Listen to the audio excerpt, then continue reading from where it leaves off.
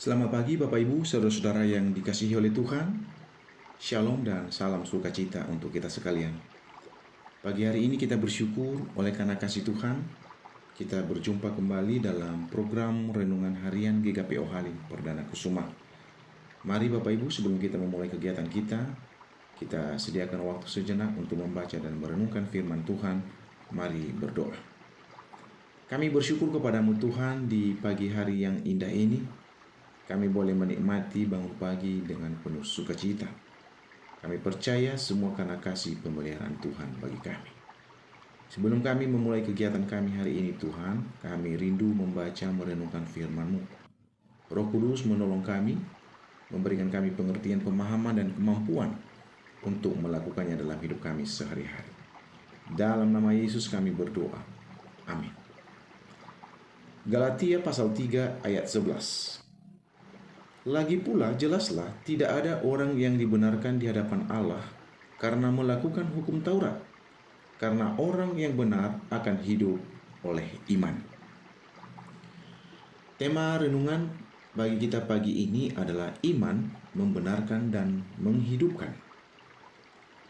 Saudara-saudara, kalau kita melihat surat Galatia ini ditulis oleh Rasul Paulus kepada jemaat di Galatia.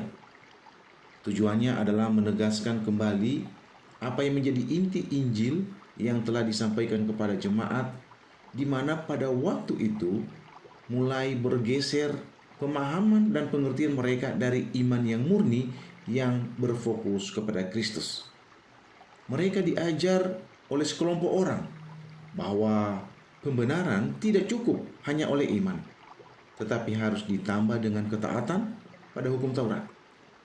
Nah, di sini Paulus dengan tegas menolak ajaran tersebut dan menegaskan bahwa sejak semula firman Tuhan menyatakan bahwa orang benar akan hidup oleh iman. Saudara-saudara, pembenaran adalah karya Allah semata, bukan hasil usaha manusia.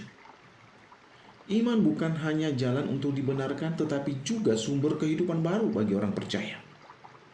Kalau kita melihat Galatia pasal 3 ayat 11 ini mengingatkan kita bahwa iman memiliki dua dimensi penting yang harus kita ingat, kita perhatikan. Yang pertama, iman yang membenarkan, dan yang kedua, iman yang menghidupkan.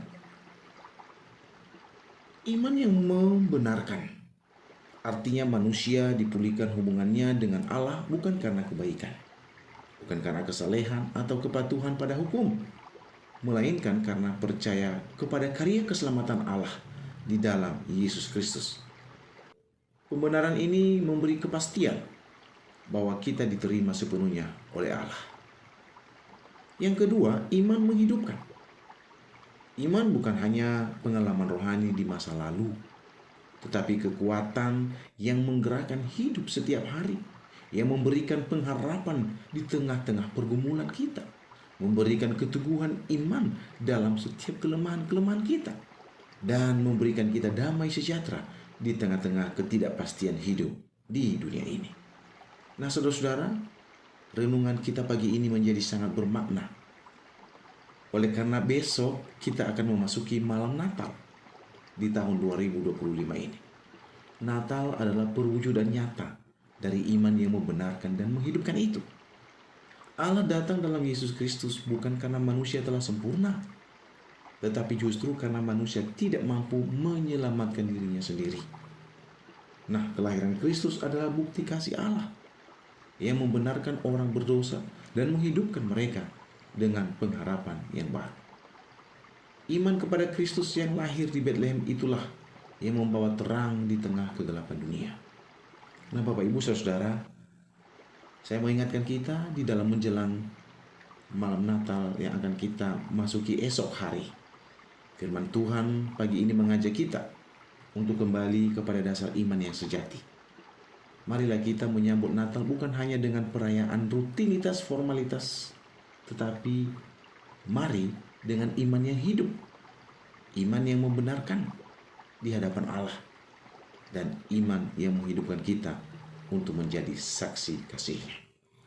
Kiranya kelahiran Kristus yang meneguhkan iman kita, memperbaharui pengharapan kita, dan memampukan kita hidup sebagai orang benar yang berjalan setiap hari oleh iman.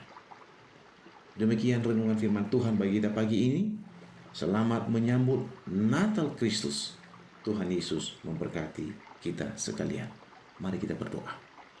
Kami bersyukur kepadamu ya Tuhan, oleh kasih anugerah-Mu, pagi ini kami boleh diberikan kesempatan oleh Tuhan untuk membaca merenungkan sebagian dari firman Allah yang mengingatkan kami bahwa iman itu harus kami yakini sebagai iman yang membenarkan dan yang menghidupkan. Roh Kudus menolong kami, memampukan kami untuk menjadi pelaku firman ini dalam hidup kami sehari-hari. Lebih-lebih lagi dalam memasuki malam Natal pada esok hari, kami seluruh umat Kristen di seluruh dunia bersuka cita oleh karena kami boleh merayakan hari kelahiran Sang Mesias Juru Selamat kami di tahun ini.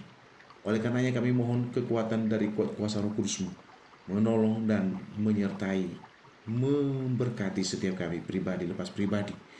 Saudara-saudara kami yang mungkin dalam keadaan lemah, sakit, penyakit mereka alami saat ini, Tuhan jamah, Tuhan sembuhkan mereka. Biarlah melalui sukacita dan damai sejahtera Natal itu mereka dipulihkan dengan kekuatan dan kesehatan yang baru. Saudara kami yang memiliki pergumulan, persoalan hidup, pergumulan apapun, Tuhan hadir di malam Natal yang akan kami rayakan ini. Benar-benar kami boleh merasakan ada damai yang luar biasa Tuhan berikan anugerahkan bagi kami. Terima kasih Tuhan, saudara kami yang memiliki pergumulan apapun yang tidak kami ketahui, Tuhan sendirilah yang menjadi penolong bagi mereka. Saudara-saudara kami yang mempersiapkan untuk memasuki dan merayakan perayaan Natal, menyongsong tahun baru 2026 bersama dengan keluarga tercinta, dengan melakukan liburan-liburan di berbagai tempat, Tuhan yang menolong mereka, Tuhanlah yang melindungi mereka. Biarlah melalui Natal dan tahun baru yang akan kami rayakan di akhir tahun dan awal tahun baru ini, kami percaya kemuliaan Tuhan menjadi nyata sempurna bagi setiap kami. Terpujilah Tuhan, dalam nama Yesus kami berdoa dan bersyukur. Amin.